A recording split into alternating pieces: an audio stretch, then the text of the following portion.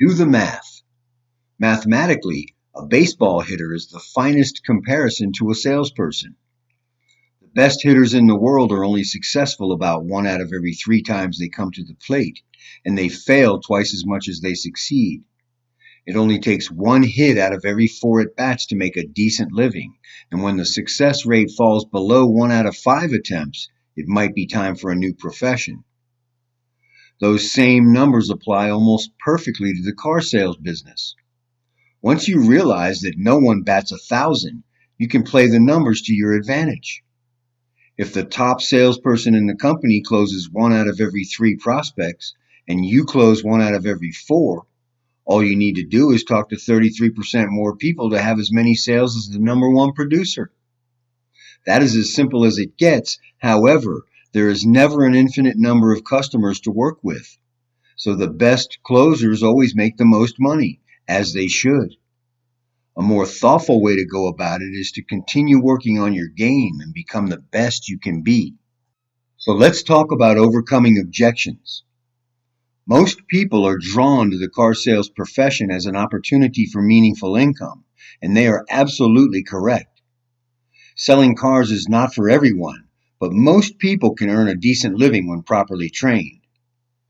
The first thing every salesperson needs to learn is to deflect the word no. It is not an affront to you personally, and absorbing rejection is the kiss of death in the sales profession. Even the best salespeople hear the word often. No simply means that the customer does not have enough information to say yes yet. No requires a response from you like, "May I ask you why?" This question will induce an objection that you can now overcome. First, isolate the reluctance. Is that the only thing keeping you from owning the vehicle today? If there are other objections, you want them on the table right away.